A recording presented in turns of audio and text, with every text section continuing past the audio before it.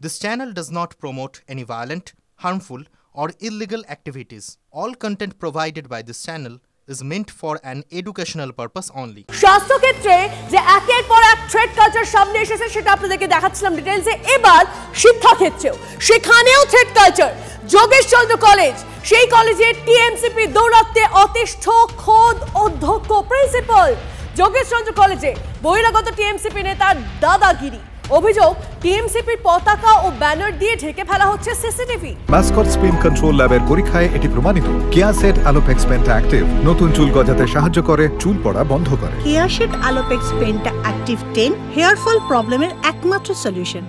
কলেজের একাধিক পড়ুয়ার বিরুদ্ধে র্যাগিং এর অভিযোগে ইউজিসিতে র্যাগিং ইস্যুতে ইউজিসির চিঠি যোগেশচন্দ্র কলেজ কর্তৃপক্ষকে।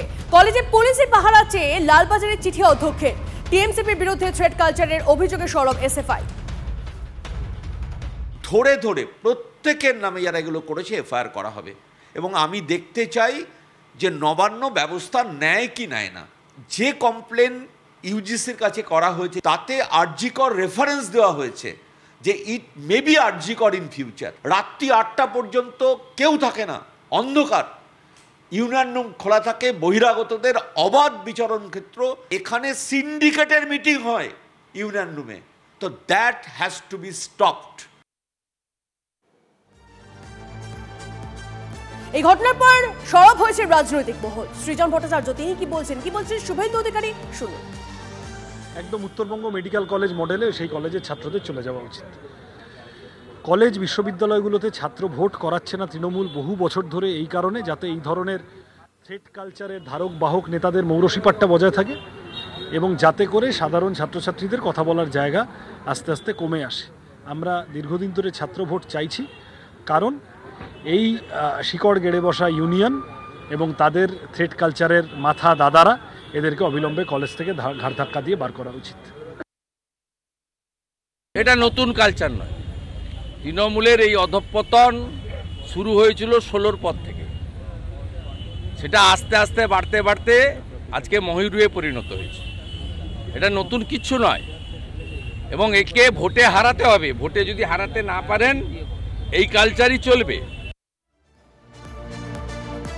নতুন কিছুই নয় বলছেন রাজনীতিবিদরা, কিন্তু কলেজগুলোতে কি হচ্ছে? আচ্ছা চলুন কল্যাণী জেএনএম মেডিকেল কলেজের দিকে নজর রাখা যাক। সেখানেও থ্রেড কালচারের অভিযোগ। আর এবার 40 জন ডাক্তারি পড়ুয়াকে 6 মাসের জন্য বহিষ্কারের সিদ্ধান্ত কলেজ কাউন্সিলের বৈঠকে।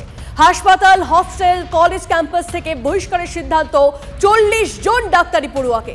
শুধুমাত্র পরীক্ষার সময় ও তদন্ত কমিটির মুখোমুখি হওয়ার জন্য ক্যাম্পাসে ঢুকতে পারবেন তারা।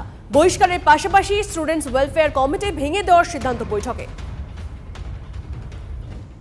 ইনিশিয়ালি অ্যান্টি র্যাগিং কমিটির মিটিং হয়েছে, যেটা সুপ্রিম কোর্টের নিয়ম মেনে একটা কমিটি থাকে, তার মিটিং হয়েছে। তারপরে followed by extended college council meeting হয়েছে। এক্সটেন্ডেড কলেজ মানে যেখানে সমস্ত ফ্যাকাল্টিরা থাকেন। সেই মিটিংয়ের ভিত্তিতে পরবর্তীকালে যাদের নামে কমপ্লেন জমা পড়েছে তাদেরকে সাময়িককালের জন্য এখান থেকে সাসপেন্ড করা হয়েছে। অনেকজন, প্রায় একজ্যাক্ট ফিগারটা আমার খেয়াল নেই, প্রায় 35 জনের মতো হবে। কী কী পদক্ষেপ নেওয়া হলো? ইনিশিয়ালি ওদেরকে হোস্টেল, হসপিটাল এবং কলেজ থেকে ওদেরকে সাসপেন্ড করা হয়েছে। তবে ওরা পরীক্ষা দিতে পারবে।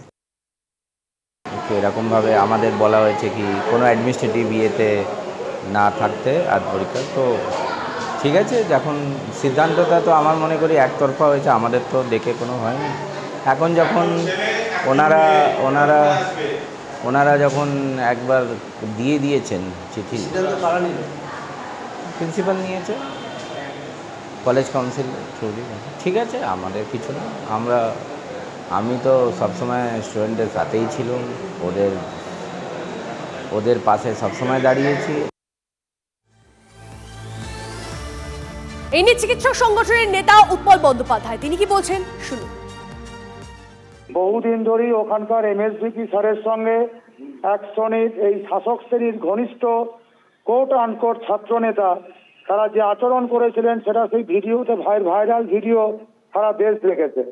এখন হচ্ছে যে শুধুমাত্র এটা কল্যাণী মেডিকেল কলেজ তো নয়, প্রতিটি মেডিকেল কলেজে থ্রেড কালচারের সঙ্গে শাসক শ্রেণীর ঘনিষ্ঠ যে সমস্ত কিছু কোট আনকোট ছাত্র নেতা তারা জড়িত আছেন, আমরা চাইবো যে এদের বিরুদ্ধে উপযুক্ত ব্যবস্থা গ্রহণ করা হোক।